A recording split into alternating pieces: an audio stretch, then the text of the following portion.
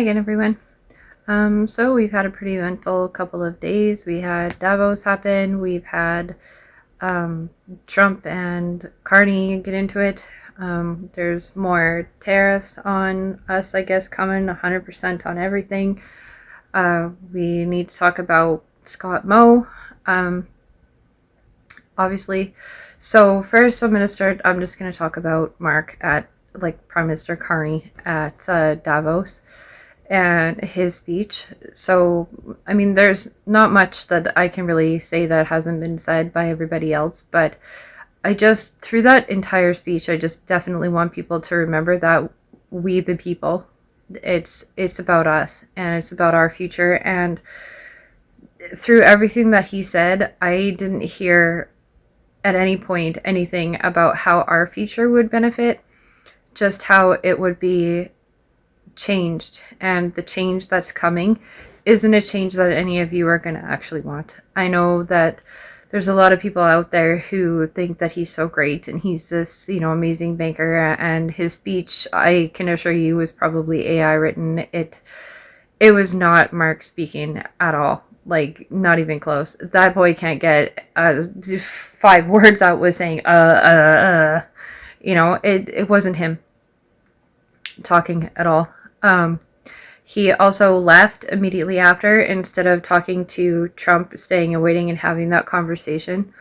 And then there's a lot of things in the speech that he said that we need to clarify for sure on what he actually wants for Canada, which is nothing for us and everything for him and Brookfield and the WEF and the WHO and like everybody but us were mentioned in that speech if you listen to it from the things that he didn't actually say, right? Like, our sovereignty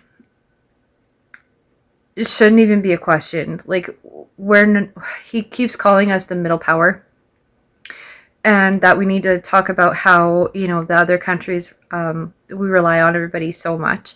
But we wouldn't have to be a middle power, and we never had to be a country that needed to rely on anyone so highly. Like, we don't. We have more land than all of them. We have more resources than all of them. We have the best people out of anybody, in my honest, humble opinion.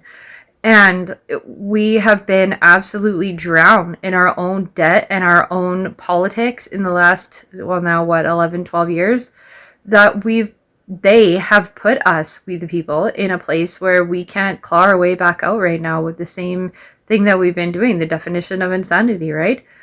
And we're never going to get out of there if we don't change who we keep voting for. I mean, I didn't, but some people did. I know he was selected and not actually elected, but that's a whole other argument for some.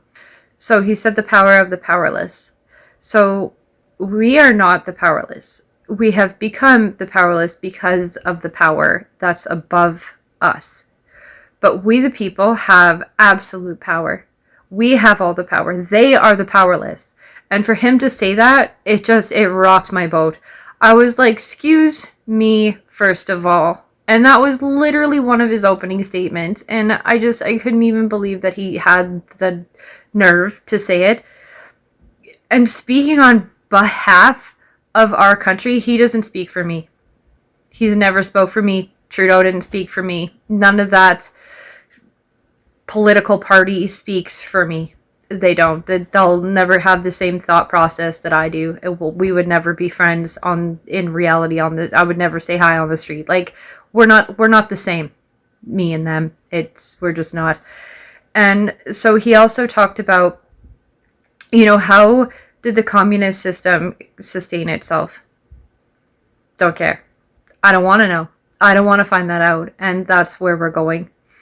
The EV trade, I want to say, to just kind of pull Mo in here, he still hasn't responded at all to us again about the NWO comment. He hasn't actually said anything about that. He's just completely ignored that it even happened, and he just doesn't care to respond. And I'm really upset about that fact, because he should definitely be talking to us, his people, about all that. and he went on the news and he praised Mark, and he's like, oh, it's so great, and his speech, and blah, blah, blah. And I'm just like, excuse me. Yes, we got the MOU, and for anybody who doesn't know what actually happened in China, I'll tell you right here, right now. It is an agreement that is tentative and needs to be signed off on, and we did not do that. We have not actually come to any sort of agreement on our crops, pork and beef and peas and whatever. Like, there was nothing. They said, oh, we'll talk about it, and hopefully by March it'll be a thing. I know that we did get some grain and whatnot actually sent out there, and I think there was a load of pork or beef or something took off to China, which is great. I'm not slamming on that at all. I definitely want to see the progress of our grain and our products being sold, and us making money for sure. I'm definitely pro Saskatchewan that way. However, what I don't want to see, and what actually happened, is that we got hung out to dry. You guys, we got used, and I'm not okay with being used as a pawn. I'm not okay with that. That nobody can be okay with that. And now the conversation has turned to Mark with his speech in Davos, has turned it into, oh, well, it started with EVs, and it started with the grain, which shouldn't even involve us on the other half, as far as I'm concerned, because Saskatchewan, we'll talk about that after. But now it's moving to oil and gas and energy and this and that and the other, and then you add in Trump with the 100% tariffs and the argument that's going on there, and it's just a no for me. It's just a flat no. Get out. Doors are closed. You are not allowed in here. I do not want communist China all up in my country. We have the landmass that they want, and that's all they care about, and all that Mark cares about is his Brookfield assets. Okay, that's all he cares about. He doesn't care about you. He doesn't care about me. He doesn't care about our kids. He doesn't care about our future. He doesn't care about our country. He doesn't care about our commerce. He doesn't care about any of that. Our crops, our businesses, our families, our livelihood, nothing. He has one thing in mind, and that is him and his Brookfield. That's it. Fragility from not performing. Okay, well, we have been performing, and we've been doing what we can. His performance, however, definitely made us fragile. So he needs to watch his own words. Rhetoric and reality, he quoted as well. Okay, well, he's been running around saying a whole bunch of stuff about how he's going to fix this, and he's going to fix that, and he's going to do this, and he's going to do that. And guess what? All it's been is rhetoric. And you know what the reality is to that? It's been rhetoric. There has been not one thing that he has done. And then he went and he said, oh, well, I cut all the taxes and I made things better for the people and blah, blah, blah, blah, blah, blah, blah. He cut yachts and, jets. That's the only taxes that he's actually cut. He made things better for the bigwigs, and the little guys got absolutely nothing. You know what we got? We got higher grocery prices and more homeless and more drug crisis and more mental health problems and more this and more that and more job loss and so on and so forth. Well, he runs around telling people how great he is and how we should just all worship him. No, thank you. And his rhetoric said that we were supposed to judge him by the grocery prices. Y'all want to go shopping with me? We'll find out what the grocery prices are.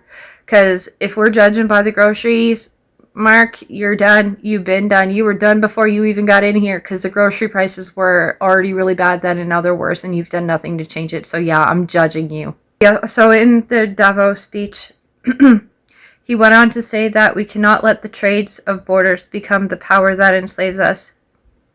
Really, Mark? Really? We're going to go there? We're going to say that while we're in communist China? That's what you're going to say to people? Were you saying that to them, or were you saying that to us? Because if you were saying that to us, it's probably not the right thing that you should have said at all. And then giving up our power, goods, services, minerals, etc. makes us weak if not done in our benefit. Okay, and you just used my entire province as a pawn to open the floodgates to communist China regime, to let them come in and do whatever they want and be in all our dealings, all of them. or oil or gas or everything, all that. You're just like, here's Canada. And he's like, well, if you're not on the plate, you're on the menu or something dumb like that. Guess what, Canada? You just put yourself on the menu. We are being served up. We are what's for dinner. Okay, like, what is it, like Timon and Pumbaa with the dance? That's the Canadians right now. Get the apple. We're for dinner. Via China.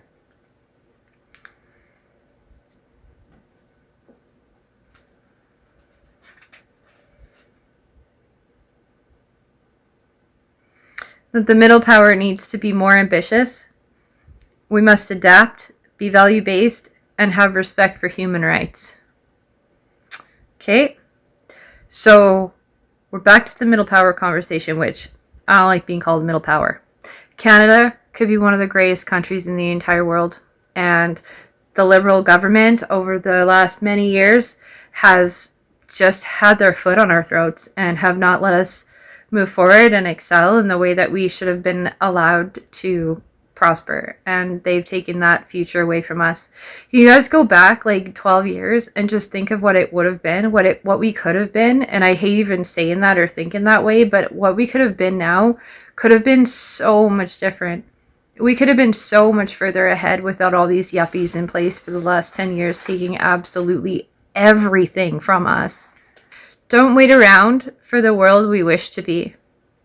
He said that. So I'm going to double down on that, and I'm going to speak to Canada, and I'm going to also speak to Saskatchewan. Don't wait around for the world that we wish to be. Don't do that. Don't sit here with the power of the people and allow them to take it from you. Don't do that. Like, we've done that, and we got to stop. We have to stop. We are their masters. They are not ours.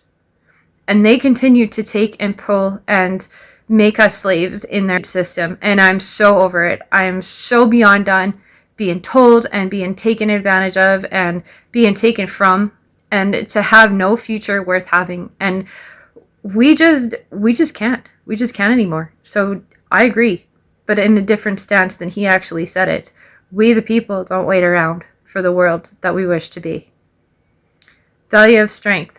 The value of our strength. Building on the value of our strength. Well, he can say that, but yet there's no pipelines. There's no, like, none of my bills have gone down. And in fact, they just keep going up.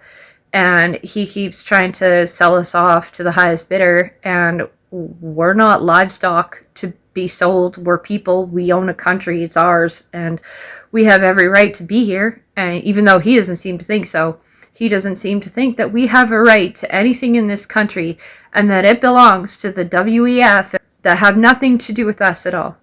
Half of them haven't even been here. They probably can't say Canada correctly. And yet, we're being sold to them. And all they want is our land and our minerals and our oil and our gas. But they don't want us to have it to sell. They want to come in and take it to have to sell.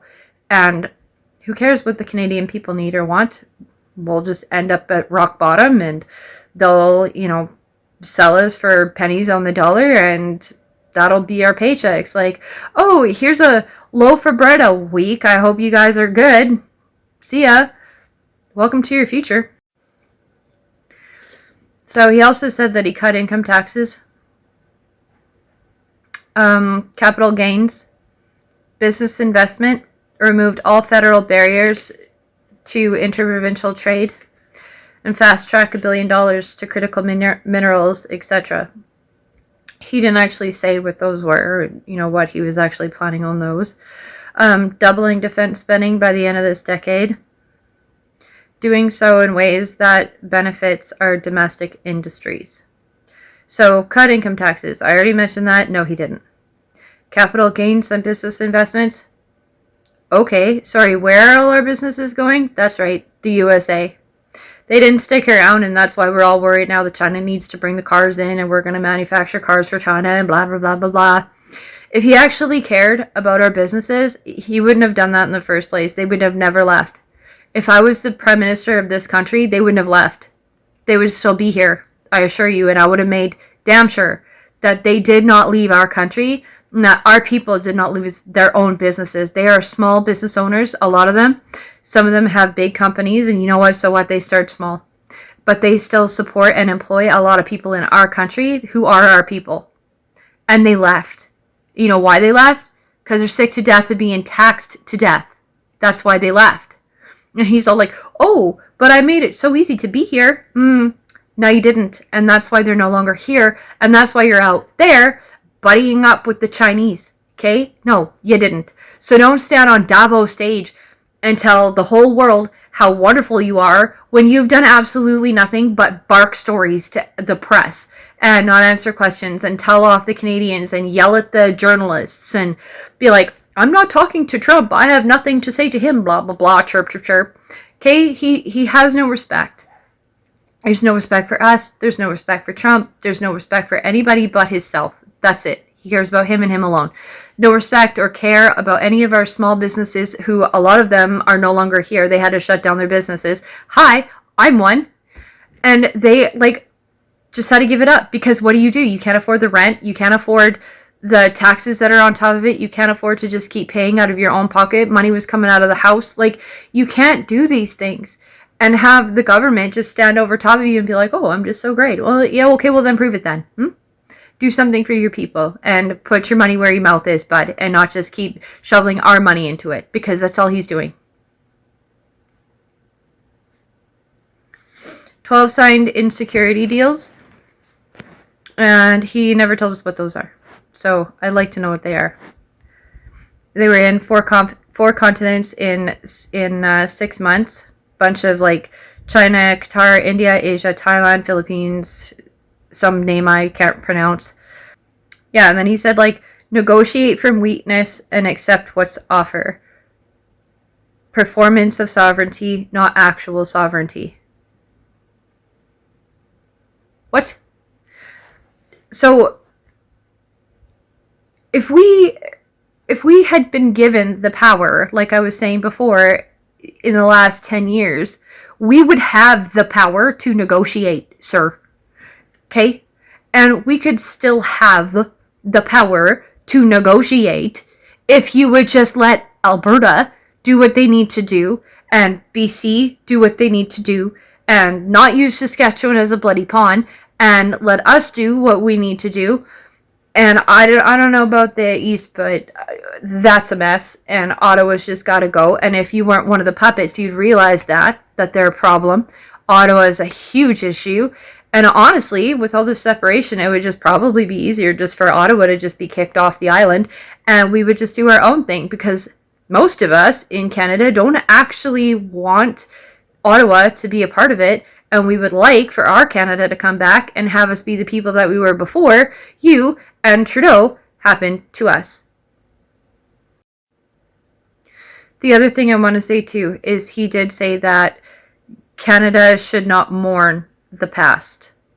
And we should be so excited about the future. I'm not excited about the future, Mark. Not at all.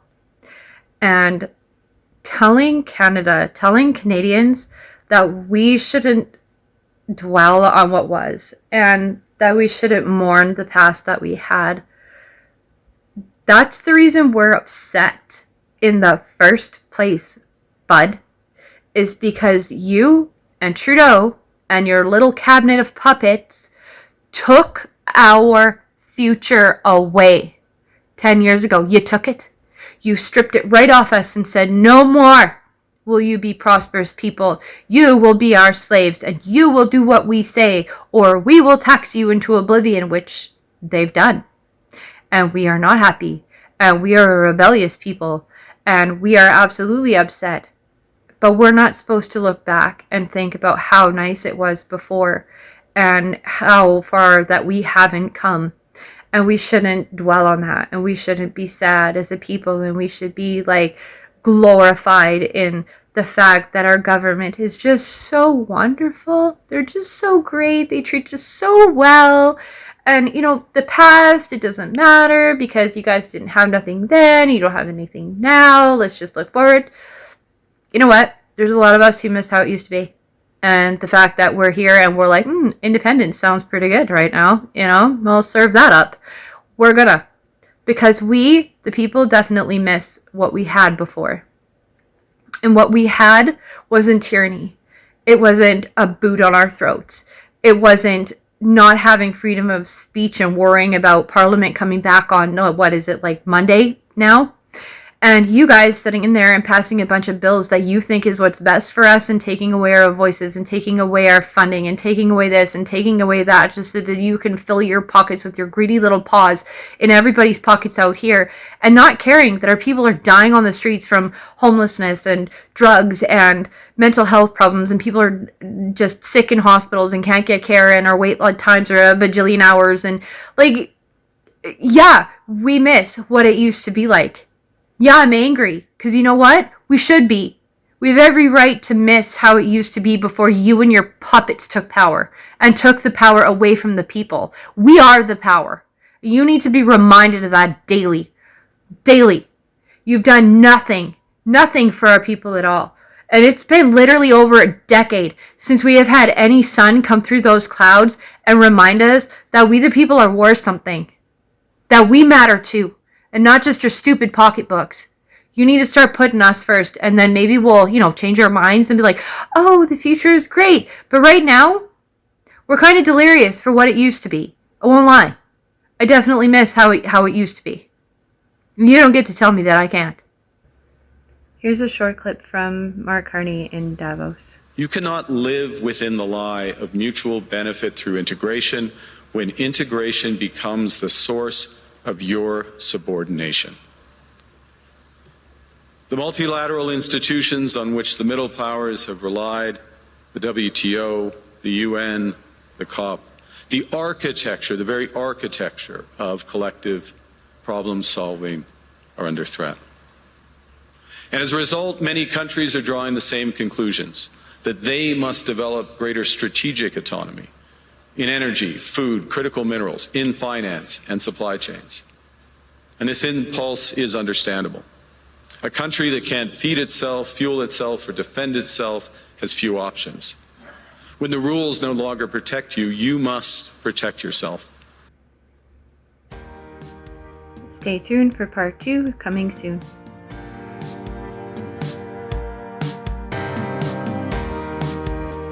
Please like and subscribe.